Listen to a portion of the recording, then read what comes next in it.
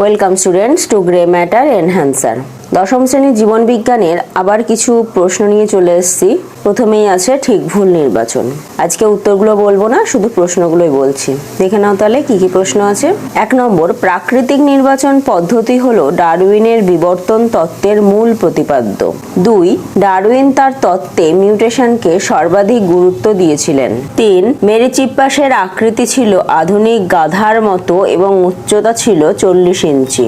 4, equals ঘোড়ার আবির্ভাব Pleistocene যুগে। 5, ঘোড়ার বিবর্তনে উচ্চতা ক্রমশ বৃদ্ধি পেয়েছে।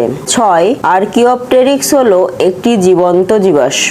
7, লাংফিশ মাছ ও সরীসৃপের মধ্যে সংযোগ রক্ষাকারী প্রাণী। 8, সমবৃত্তীয় অঙ্গ সৃষ্টির ঘটনাকে বলা হয় হোমোলজি। 9, কালকাসুন্দার বন্ধা গর্ভকেশর একটি নিষ্ক্রিয় অঙ্গ। 10, পাখি ও স্তন্যপায়ীর হৃৎপিণ্ডে বিশুদ্ধ ও অবিশুদ্ধ রক্তের মিশ্রণ ঘটে না। এবার অতি সংক্ষিপ্ত প্রশ্নোত্তর। 11, বাষ্পমোচন রোধে ক্যাকটাসের একটি অঙ্গসংস্থানগত অভিযোজন উল্লেখ করো। 12, ফণিমনসার কাঁটা কোন অঙ্গের রূপান্তর।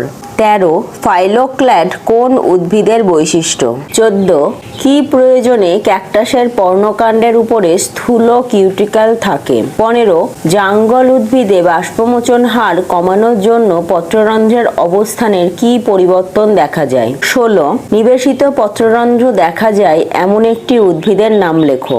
17, পত্রকণ্টকের প্রধান কাজ কি।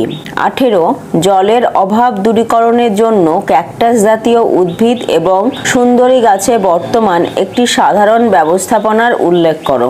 19, রুই মাছের বিজ্ঞানসম্মত নাম কি। 20, রুই মাছের দেহে উপস্থিত উৎস্থৈতিক অঙ্গটির নাম লেখো। তাহলে আজকের ক্লাস এই পর্যন্তই। আবার দেখা হবে পরের ক্লাসে এই প্রশ্নগুলির উত্তর নিয়ে।